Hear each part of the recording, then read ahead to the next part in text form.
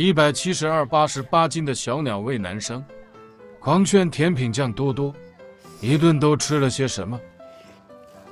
早上没胃口，就先来看了个电影，熟悉的酱多多的烤冷面。顺道看到麻辣拌就走不动道了，顺便就买了2份。回家又买了半个西瓜，今儿就随便吃一些吧。老样子，还是先吃半个西瓜开一下胃。这2天西瓜的价格又回涨了。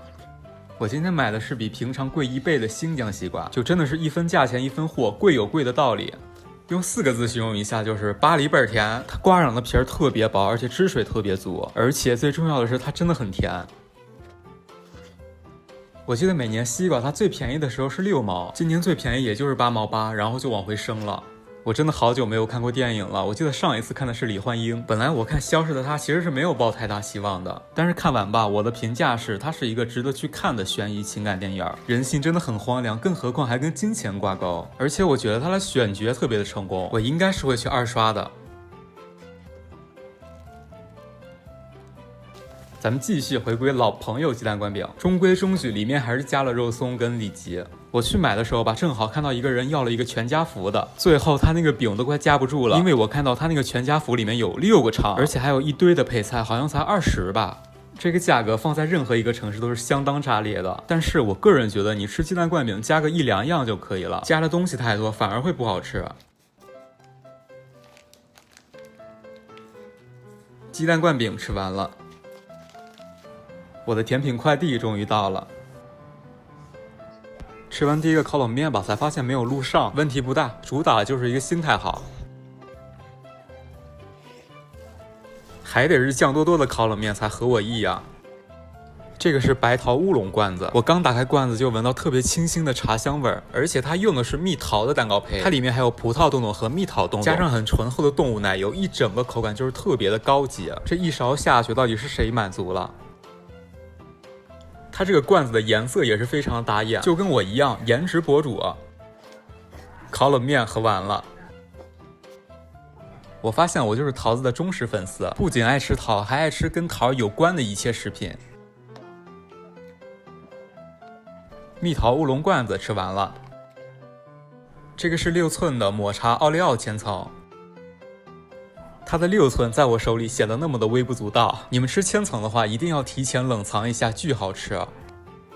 这款是抹茶奶油和奥利奥的结合，不管是抹茶红豆还是抹茶奥利奥，我觉得都特别的合适。差点忘了还有一个麻辣拌，因为装麻辣拌的盒子太小了，我就把它放到碗里了。这一份是8块钱。我备注的是多放豆制品，不要芋头粉和海带，结果是到后面让我发现了有芋头粉，就真的有那么一点点的难过吧。我之前吃过的抹茶千层吧，它里面的奥利奥存在感特别弱，但我今天吃的这款吧，你们可以直观的感受到它那个奥利奥真的很多。还得是甜咸搭配，吃甜的吃腻了，吃点咸的。爱吃抹茶的，我觉得一定会喜欢这个抹茶千层。这家麻辣拌从我第一次买到现在，一共才涨了2块钱，老板人还挺好的，而且味道也特别的棒。再吃2个小罐子，一个是澳洲牛奶杯，还有一个是青柠芝士的。它这个小罐子竟然是红丝绒的蛋糕体，首先红黑白这个颜值没得说，入嘴你能够感受到特别浓郁的奶香味儿，而且用的是动物奶油，你吃完一整个都没有什么负罪感。不过你们看它这么一小个，没说就是零卡。我是一直没有找到好看的下饭剧，所以我每天看的都是《家有儿女》。这个是青柠芝士的，它这一款跟前面的都不太一样，因为它的奶酪是咸奶酪，它淡淡的咸加上很清新的青柠，就是有一种漫步在沙滩的感觉。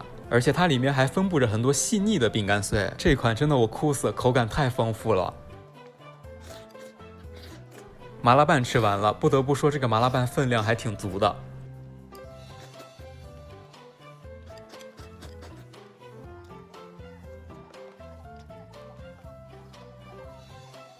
4款甜品先告一段落了，咱来吃点别的。我又用3个溏心蛋做了一份韩式拌饭。我差点忘了，我还有一个手抓饼，因为我们这里没有好吃的韩餐，所以我就自己 DIY 吧。你们别看它这个拌饭平平无奇，但它味道确实好。我是用那个石锅拌饭酱加了点雪碧搞的，我觉得加雪碧的作用应该跟加糖的作用一样吧。所以石锅拌饭是源自于哪里啊？我真的很爱这一口，尤其是里面那个拌饭酱的味道。我下一次的话应该会下单一个石锅。既然要追求刺激，那就贯彻到底咯。不是，咱追求的就是一个好吃的氛围感。我真诚的发问啊，有多少男的跟我一样特别爱吃甜品呀？在我的印象里，应该是鲜为人知，屈指可数。但是酱多多的甜品真的很好吃啊！欧了，铁子们，下回见。